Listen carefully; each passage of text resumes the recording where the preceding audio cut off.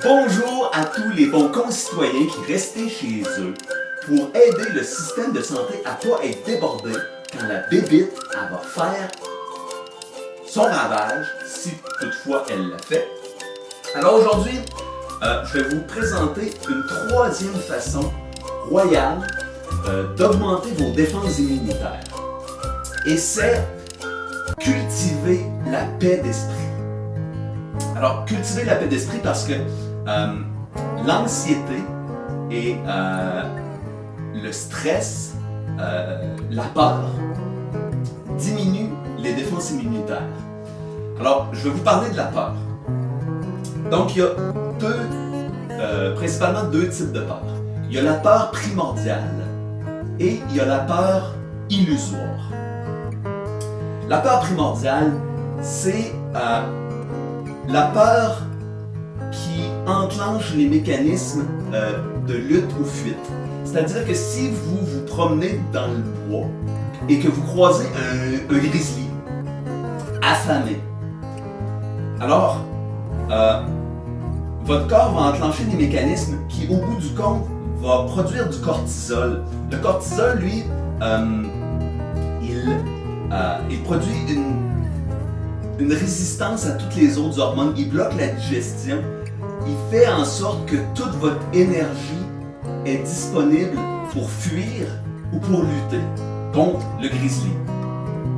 Alors l'avantage de la peur primordiale, c'est que c'est toujours ponctuel. Parce que le grizzly, il va s'en aller parce qu'il ne vous aura pas vu.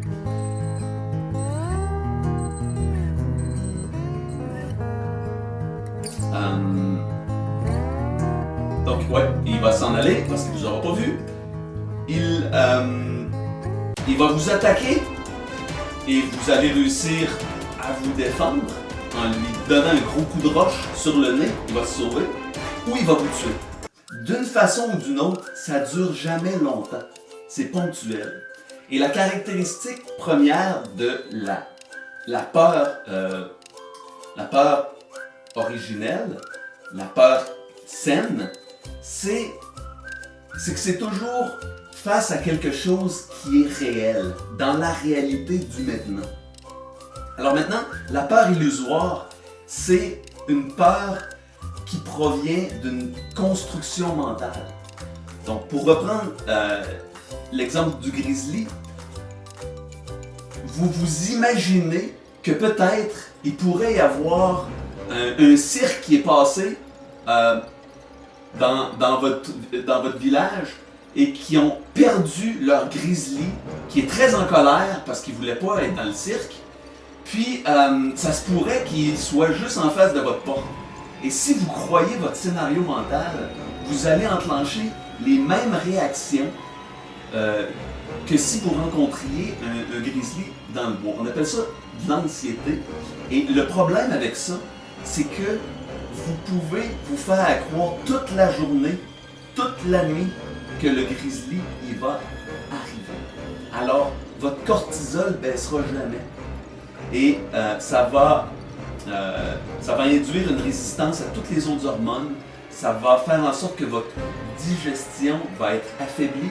Et ça va faire en sorte que vous allez être nerveux, stressé. Votre système immunitaire va être abaissé. Bon, après 4 minutes, je vais continuer mon speech plus tard. Je vais vous parler de méditation. La méditation pour calmer la pensée et apprendre ainsi à maîtriser votre anxiété, votre peur illusoire. Ok, la méditation, qu'est-ce que c'est? Alors, quand vous avez une pensée qui vient de passer et que l'autre ne s'est pas encore élevé, entre les deux, il y a un intervalle. C'est un intervalle de vide mental. Et méditer, c'est allonger l'espace mental. Faire en sorte que l'espace mental soit le plus long possible. Alors, on n'est pas des grands maîtres. Okay? Peut-être qu'il y a des gens qui sont capables de prolonger leur vide mental des heures et des heures. Mais généralement, nous, on va avoir de petits vides mentaux et une pensée va s'élever. On va commencer à la formuler. Alors disons que, on va parler de la bébite. Tu as une pensée qui te vient et tu t'imagines que la bébite va détruire la population au grand complet et tous les gens que tu aimes, donc ça crée de l'anxiété. Donc, c'est pas réel, c'est pas maintenant. Alors, si c'est pas maintenant, ça sert à rien de te créer cette peur. Ça sert à rien de vivre la peur en dedans de toi. Maintenant, tout se passe bien, alors ressens la paix. Alors, le truc, c'est de s'interrompre. Donc, tout le monde va mourir, tout le monde. On laisse ça aller.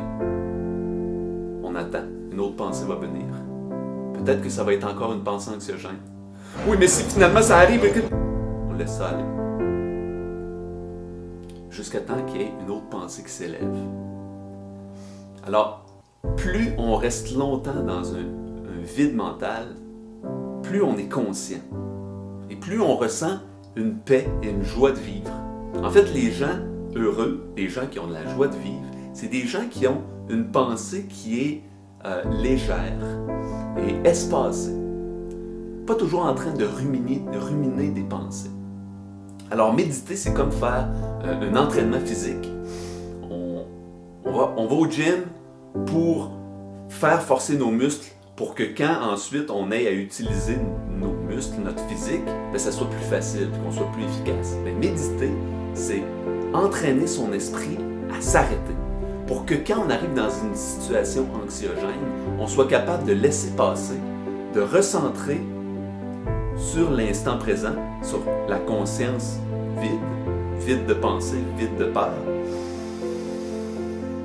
et alors agir de façon efficace. Donc, ne pas agir par peur, par anxiété. Hashtag acheter 3000 rouleaux de papier de toilette. OK. Donc, je vais vous donner un bon truc pour méditer. OK? C'est quand vous avez trop de pensées, que vous n'êtes pas capable d'arrêter votre pensée, ce qui est normal au début, totalement.